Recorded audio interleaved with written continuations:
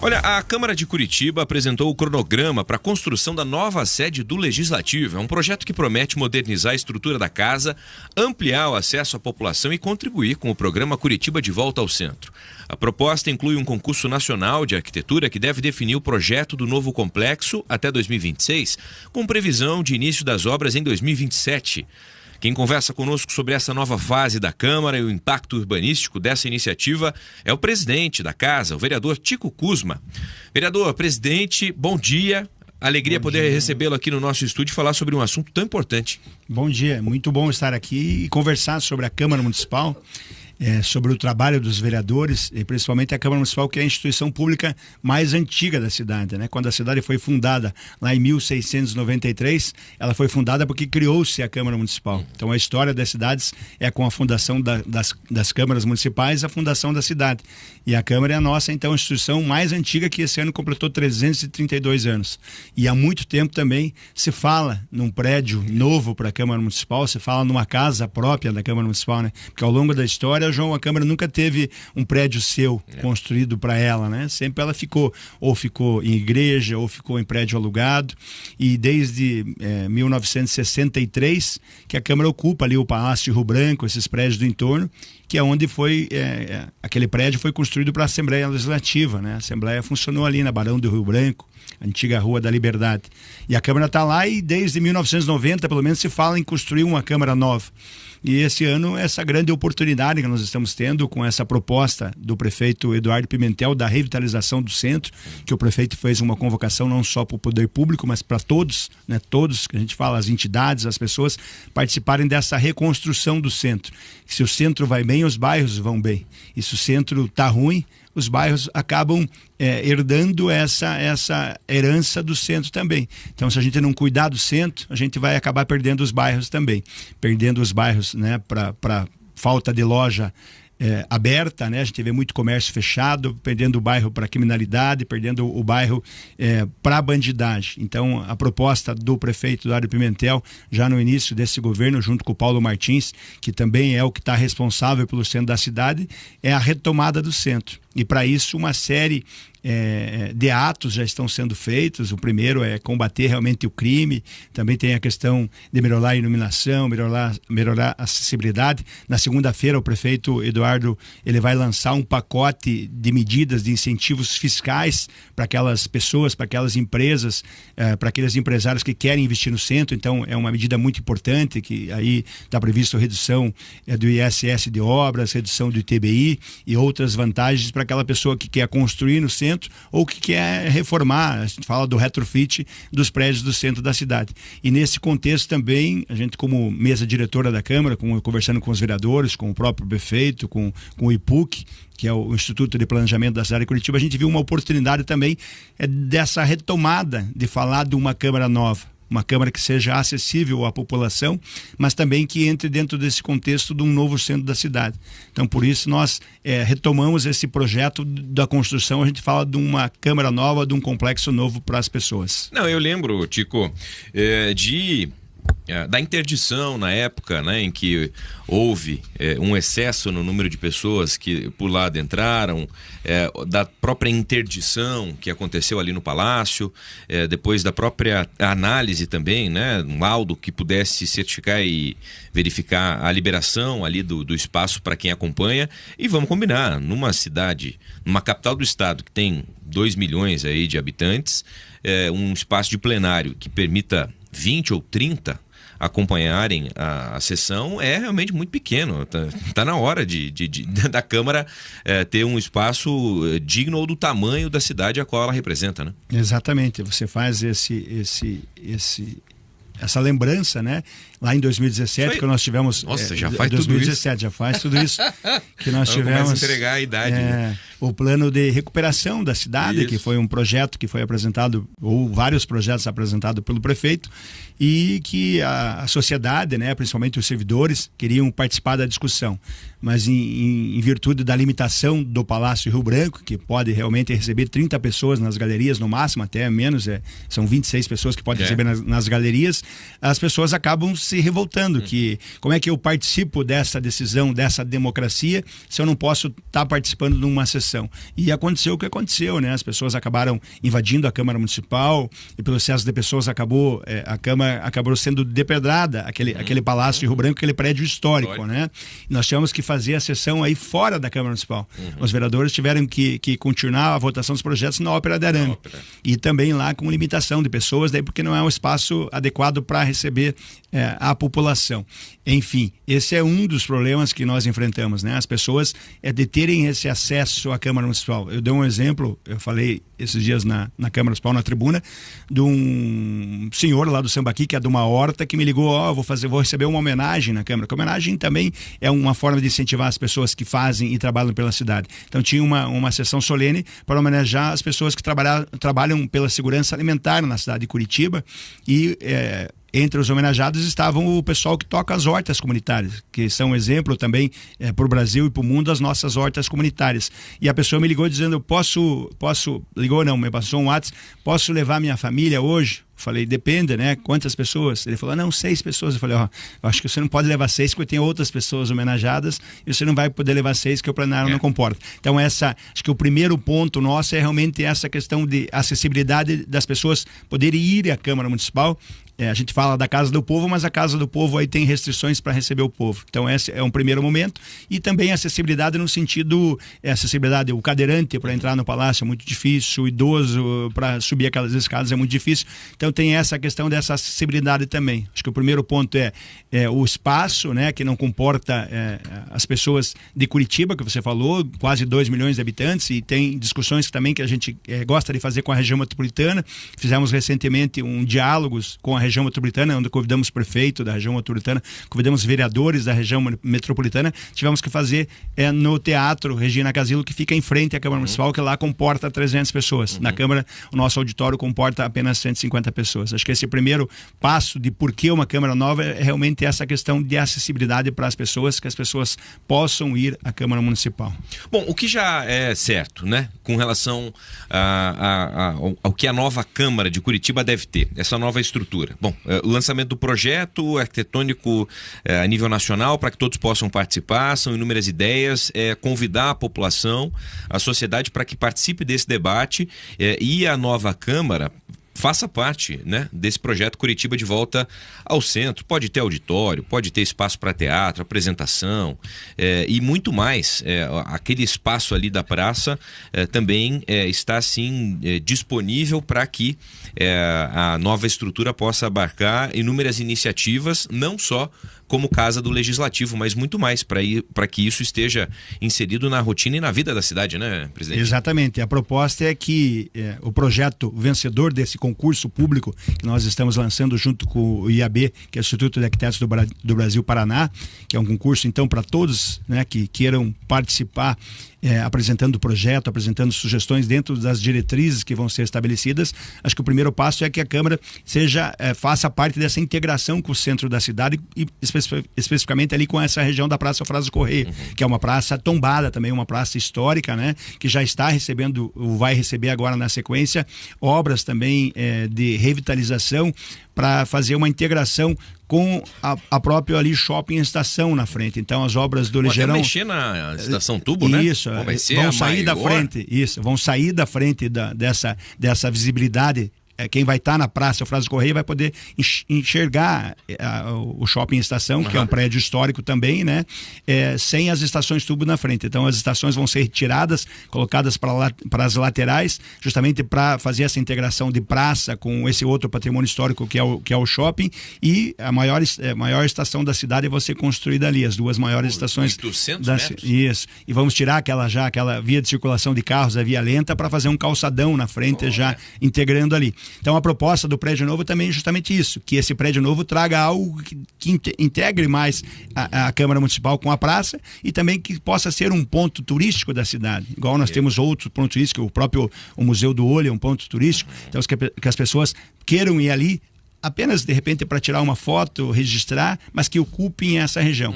E essas diretrizes que nós estamos discutindo com a sociedade, nós temos agora dia 13 uma oficina pública onde vão participar o time da Câmara Municipal, o time da Prefeitura, mas também a gente está convidando a sociedade, o Sinduscom, o IEP, a Associação Comercial, os vizinhos do entorno, para sugerirem o que pode ter nessa Câmara nova. Nós temos, por exemplo, uma das sugestões nós temos o Poupa Tempo, que foi lançado pelo Governo do Estado, que são os serviços do Governo do Estado no mesmo lugar, que funcionam no shopping estação. Por que não, talvez, trazer para a Câmara Municipal?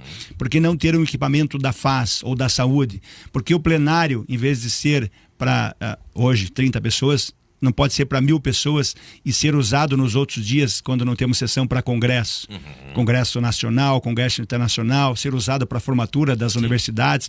Quer dizer, que esse complexo tenha outras utilizações. Porque o estacionamento, não ter um estacionamento subterrâneo para 500 carros.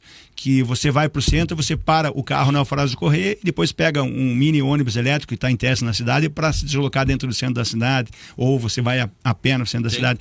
Então essas sugestões, João, nós estamos ouvindo da sociedade, ouvindo dos órgãos públicos também, para que a gente consiga colocar como diretriz nesse prédio novo. Então, além de ter os gabinetes, além de ter a estrutura por servidores, o que mais nós podemos ter na Câmara Nova que seja importante para fazer essa integração com o centro da cidade, que ali seja um local que as pessoas vão e movimentem a partir dali o centro da cidade, que irradie para todo o centro também a partir dessa Câmara Nova. Tico, um aspecto bacana, até acompanho as redes sociais da Câmara, teve um vídeo, achei uma sacada ótima, claro, sugerido, né, ou feito por inteligência artificial, que mostra a explosão do Palácio Rio Branco ali e tal, e mostra eles simplesmente vindo abaixo e fala, não, calma, opa, nada disso vai acontecer. Bom, a preservação do patrimônio histórico, hoje mais ou menos o que se tem, claro, um concurso nacional foi lançado, a perspectiva que se tem, né, com essas contribuições,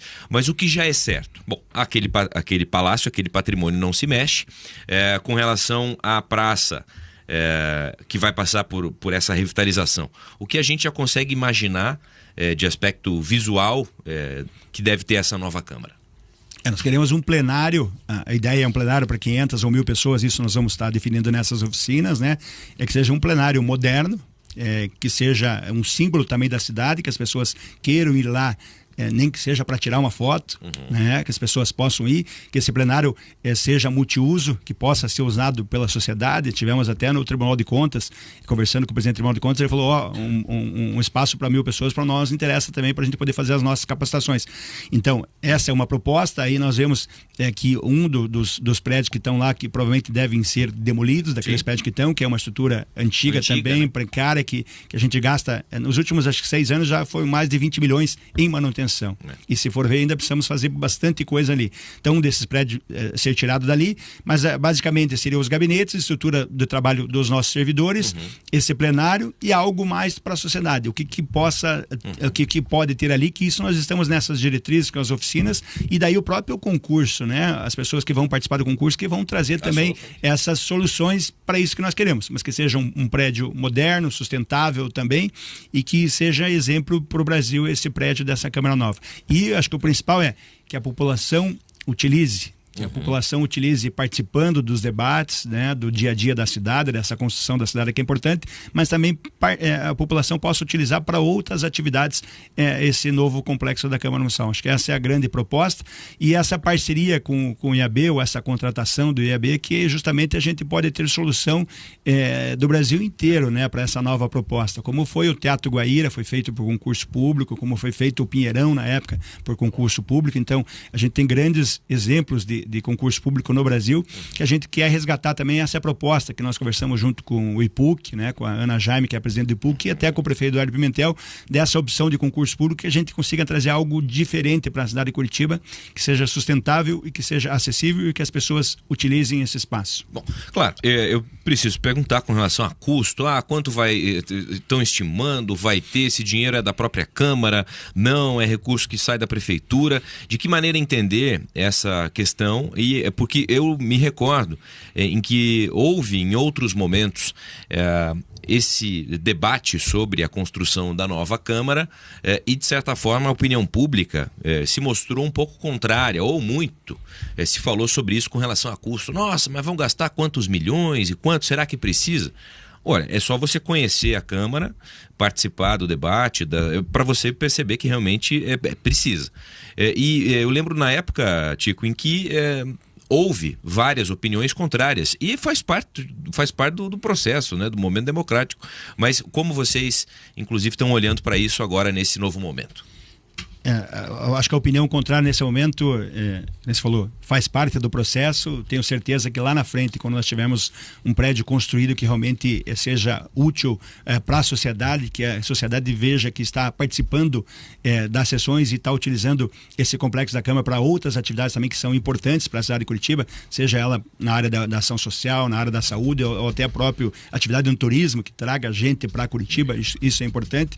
É o que nós já temos. Já temos a contratação do IAB, que tem um custo de R$280 mil, então isso já está no contrato. Já temos estipulado para a premiação do concurso mais R$200 mil, que seria R$80 mil para o projeto vencedor, R$70 mil para o segundo colocado e R$50 mil para o terceiro colocado. Então nós já temos um orçamento de R$480 mil, que é recurso que já estava previsto no orçamento desse ano da Câmara. Então já está previsto, já está tudo empenhado esses valores aqui. Nós temos uma previsão que o projeto vencedor ele vai custar que a gente premia o projeto com R$80 mil e você contrata o projeto vencedor. Então a empresa ou a pessoa responsável pelo projeto, ela vai desenvolver os outros projetos complementares, o projeto executivo e outros projetos. Então a gente tem uma estimativa que esses outros projetos vão custar em torno de R$2.4 milhões. Então, para poder licitar, tendo esses projetos na mão, a Câmara pode fazer a licitação. Nós não temos ainda o valor final da licitação, até porque a gente não sabe a metragem, depende do que vai ter no projeto, quais os tipos de soluções para os problemas que nós vamos ter. Então a gente não tem uma estimativa, mas deve custar mais de R$60 milhões. Nós já tivemos na Câmara lá em 2009 a criação de um fundo de reserva para a construção do novo prédio. Esse fundo foi até 2016. 2016, devido à situação do município, que estava com dificuldades financeiras, os vereadores decidiram devolver esse valor aos cofres do município. Então, naquela época tinha em torno de 60 milhões, atualizado hoje teria uns R$80 milhões, só que hoje a legislação não permite fazer mais esse fundo de reserva. Então, nós temos que tirar do orçamento da Câmara Municipal. A Câmara tem um orçamento bem próximo da realidade. Nos últimos anos, ela vem trabalhando e solicitando recursos à Prefeitura, que nós passamos para a Prefeitura, que repassa esse recurso próximo daquilo que nós estamos gastando realmente no ano. Não pedimos a mais para fazer devoluções de valores maiores à Prefeitura. Então, por exemplo, esse ano o orçamento da Câmara é de R$240 milhões.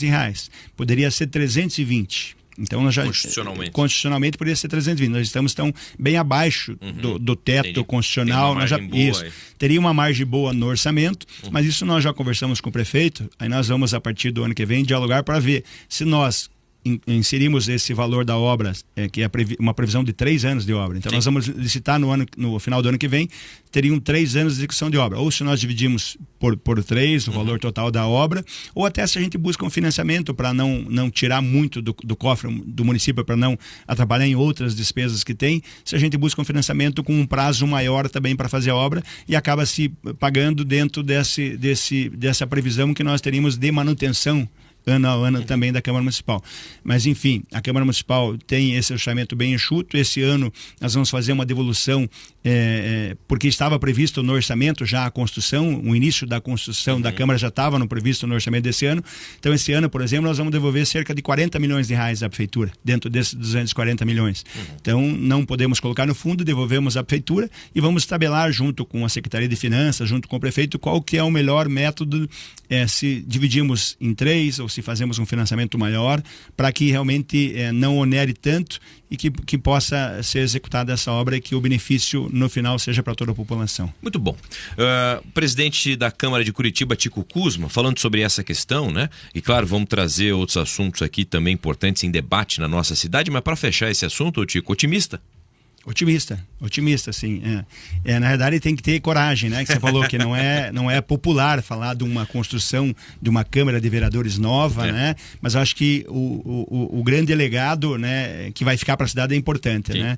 O legado desse prédio que seja histórico, seja marcado e que realmente que nós estamos trabalhando, acho que agora em conjunto com o IAB, com o IPUC e com a própria Prefeitura, para que seja uma Câmara Municipal que realmente seja para a população, que a população possa se deslocar à Câmara Municipal e ter outros serviços além do trabalho dos vereadores. Hoje nós já temos, por exemplo, que funciona a Defensoria Pública do Estado do Paraná. Um posto avançado da Defensoria Pública funciona mesmo dentro desses puxadinhos que nós temos lá na Câmara Municipal. Então, em frente ao Palácio do Rio Branco, no anexo 4 que nós chamamos, tem um posto da Defensoria que faz o atendimento à população.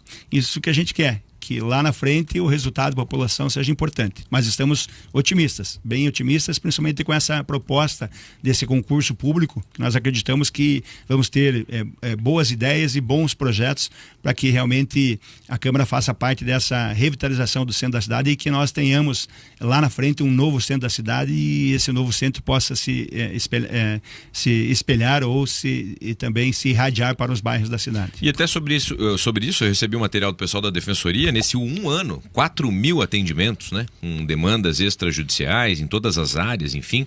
É bacana esse trabalho importante que a Defensoria faz, tendo também a Câmara como grande parceira. E eles participam dos mutirões também, fazem mutirões da Defensoria, né? Tivemos o último da saúde, até teste de DNA eles fazem na hora ali, se a pessoa precisa. E a Defensoria é muito parceira da Câmara, que nós agora temos o Câmara Aberta, nós lançamos, que é a Câmara Aberta nos sábados. Então já fizemos 2 edições, que é para aquelas pessoas que às vezes não podem ir no gabinete do vereador durante a semana ou não podem ter acesso a um serviço durante a semana. A gente abriu a Câmara do sábado. É um sucesso total.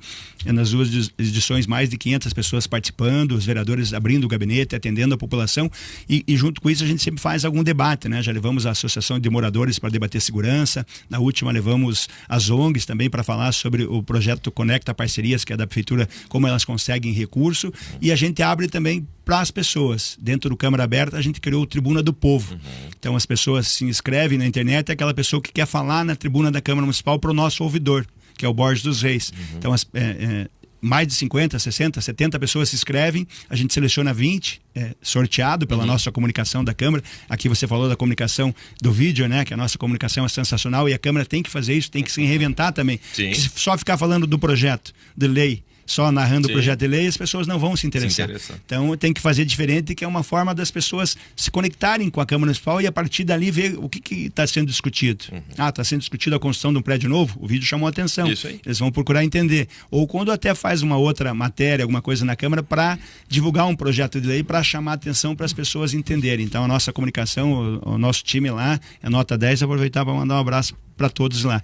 E esse Câmara Aberta é nesse sentido. Aí as pessoas vão lá na Câmara Municipal, usam da tribuna para falar por 1 minuto e 30 de qualquer assunto. Então, até no começo, alguns vereadores mas vai abrir, o pessoal vai de repente xingar a gente, né? Mas hoje, né? Hoje todo mundo tem a liberdade de falar nas redes sociais, né? Já falam. E é interessante que eles começam, muito obrigado pelo espaço aqui de vocês, agradeço e faz a crítica. Faz parte do processo. Mas é esse pertencimento que nós queremos, que as pessoas tenham essa noção, que os vereadores estão lá para representá-las e elas têm que participar cada vez mais. Bom, a gente está conversando com o presidente da Câmara, vereador Tico Kuzma. Vereador, recentemente, né, tivemos aí a questão do IPTU, a Prefeitura enviou à Câmara o projeto para atualizar ali alguns imóveis, planta genérica de valores. Esse assunto sempre desperta interesse, claro, do morador de Curitiba, dos contribuintes. O que vem é só um reajuste, aliás, é sempre no primeiro ano, né, em que o município precisa... A Prefeitura precisa enviar para a Câmara o que pretende. O prefeito Eduardo Pimentel assim o fez. De que maneira esse projeto chegou?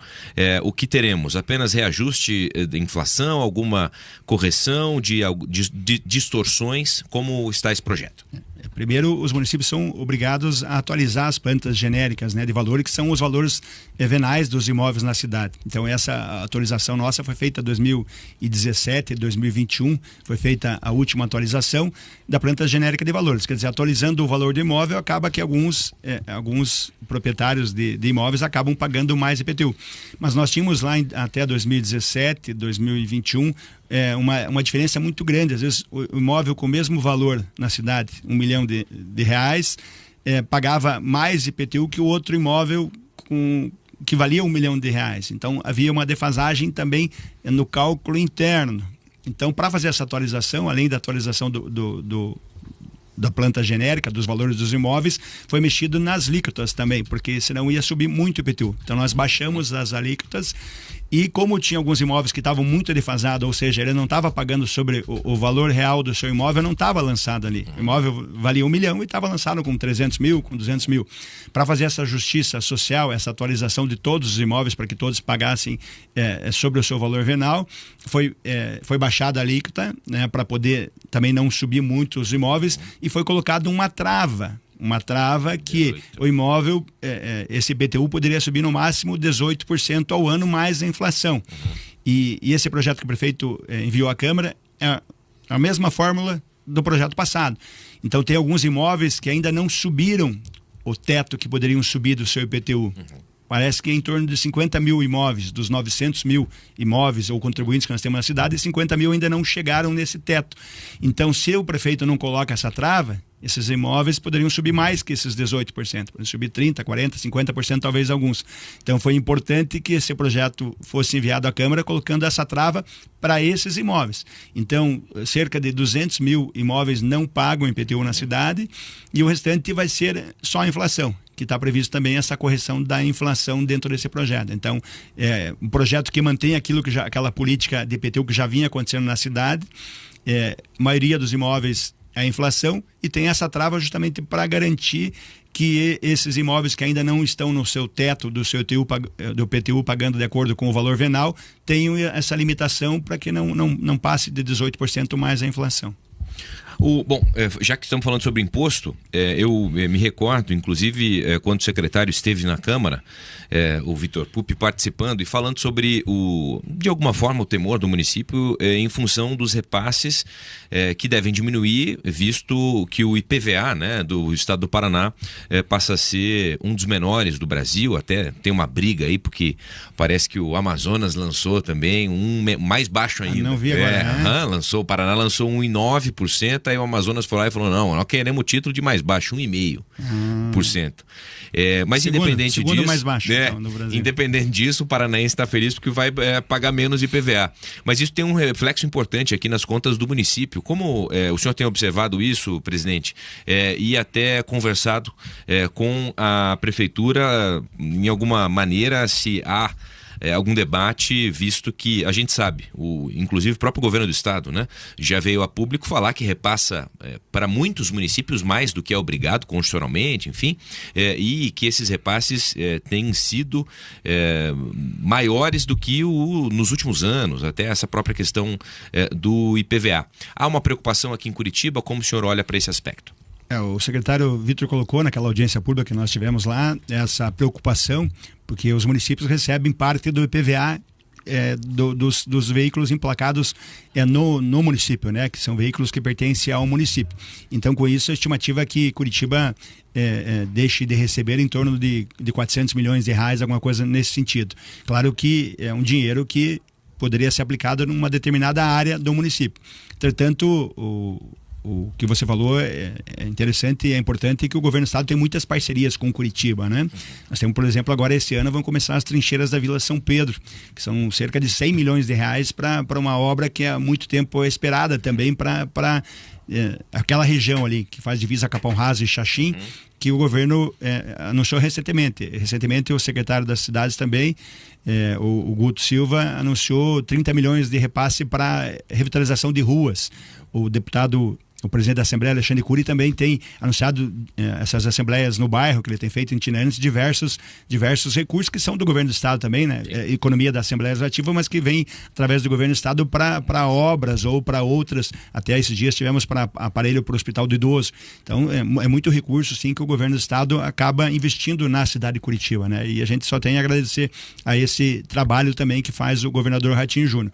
Entretanto, também o prefeito e o próprio secretário estão conversando com o governador também para ver mais algum outro tipo de compensação que possa ser repassado para o município, porque dinheiro para o município sempre é importante. Então a gente sempre vai buscar fontes de recurso que possam vir ajudar. Mas importante que o IPVA o mais barato ou o segundo mais barato do Brasil, favorece, né, aos curitibanos também, né, que acabam pagando menos imposto, metade do imposto. Um que pagava 2.000 vai pagar 1.000. Então isso favorece o curitibano. De certa forma também é um recurso que entra no município também. Se é o curitibano que vai pagar menos imposto, ele vai gastar esse dinheiro no restaurante, no comércio, no vestuário aqui em Curitiba. Então, de uma certa forma, esse dinheiro acaba circulando aqui, né? Mas estamos conversando, né? O prefeito vem conversando com o governador também para que consigamos outros tipos de investimentos para a cidade também. Tico, para encerrar e liberar, sei que a agenda na sexta-feira ela é um pouco mais tranquila, mas ainda tem muitos compromissos. Um assunto, claro, que a gente tem acompanhado também e vira e mexe, a gente noticia aqui, é a etapa do processo que pode culminar na cassação da vereadora professora Ângela do PSOL. Isso deve ser submetido ao plenário, já há data, prazo, o senhor está aguardando o trâmite no próprio comitê para que haja a possibilidade desse assunto prosseguir? Como isso está sendo lidado, né, ou conduzido pela Câmara da cidade? O momento que nós estamos seguir o decreto-lei de 67, que trata da cassação de prefeitos e vereadores, 67 ou 64. E então foi criada essa comissão processante, ela tem um prazo de 90 dias corrido para terminar esse processo. Eles já fizeram as oitivas, agora parece que a vereadora já apresentou a defesa final e está com o relator para fazer o relatório. Então esse relatório do vereador Olímpio, que é o relator, na comissão tem o Renan Sesquim, que é o presidente, e o vereador Zezinho. Os três devem se reunir quando ele for convocar essa reunião, e o relatório pode ser pela cassação ou pela absolvição da vereadora. Aí eles encaminham para a presidência, a presidência convoca uma sessão para fazer esse julgamento, né? Então a gente está aguardando, eles estão dentro desse prazo de 90 dias corrida. Não tenho conversado com eles, a gente procura não ter uma conversa específica para também não influenciar de nenhum lado, né, o tipo de decisão deles, mas eles estão no prazo, acho que o prazo é até início de dezembro ainda que a gente tem dentro dessa comissão, e o relatório deles a gente vai ter que submeter ao plenário, a maioria dos vereadores tem que decidir, né? Há uma questão de planejamento de que esse assunto deva ou possa ter alguma decisão pela cassação ou não ainda esse ano? Sim, porque o prazo da comissão acho que até dezembro, então nós temos que colocar esse relatório para votação em plenário assim que a comissão encaminhar o relatório à presidência, né, ou à mesa diretora da Câmara, a gente convoca a sessão para fazer esse julgamento do parecer. Perfeito. Bom, 11 horas, 1 minuto. Presidente, eu gostaria de deixar 1 minuto ou 2 aí para suas considerações finais sobre esse processo importante, da população participar, conversar, interagir, ir ao gabinete, procurar redes sociais e se fazer presente, debates, discussões, e se essa participação tem aumentado ou não nos últimos anos, mas fato é que a gente caminha mais uma vez para mais um ano importante, decisivo. Não é o ano das eleições em que escolheremos os vereadores, mas é um ano em que muito vai se falar sobre política, e para quem gosta ou respira, não dá para esquecer também da nossa política municipal. Exatamente, e para quem não gosta também não pode esquecer, porque senão as pessoas que gostam acabam decidindo por você. É isso aí. Então é importante que você siga a Câmara Municipal, siga na rede social, nós temos o YouTube também, se inscreve no YouTube para acompanhar as sessões são todas transmitidas ao vivo, segunda, terça e quarta, das 9 ao meio-dia. Seguir o Instagram da Câmara, seguir o TikTok da Câmara para acompanhar, siga o seu vereador, ou siga que não seja o seu vereador, siga também, para você saber aquilo que está sendo discutido na cidade e participar dos momentos que tem para você participar. Às vezes um próprio comentário para o vereador de um projeto que ele faz pode influenciar ele a seguir firme com o projeto. Pode ser um incentivo, que às vezes é importante incentivar, não, tá certo, eu acredito que você tem que defender esse projeto, ou dizer que não, colocar o teu ponto de vista, isso é importante também, e fazer um convite, né, para que participem cada vez mais da Câmara. A gente costuma falar, a Câmara é a casa do povo, e nós temos mudado lá, tentado mudar também a nossa cultura. Por exemplo, os estudantes quando chegam na Câmara Municipal para visitar a escola do Legislativo, eles entram pela porta da frente na sessão. Antes eles entravam pela porta do lado para não interromper a sessão. Hoje a gente faz questão de parar a sessão e receber os estudantes pela porta da frente, para tirar foto no plenário também, para entender, para ter esse pertencimento, que nós estamos ali por eles. Então, para você, participe. Dia 29 de novembro temos o Natal de Curitiba para ser comemorado na Câmara também, com a presença do prefeito Eduardo Pimentel, uma parceria que estamos fazendo essa celebração do Natal, que vai ser o maior Natal de todos os tempos da história. Então, um convite para você, dia 29 de novembro, sábado, o dia todo, para participar da Câmara Municipal também do nosso Natal. Siga, acompanhe a Câmara, acompanhe os vereadores, dê a sua opinião é importante para nós também. Tá aí, vereador Tico Kuzma, presidente da Câmara Municipal de Curitiba, conversando com a gente ao vivo aqui no Pan News.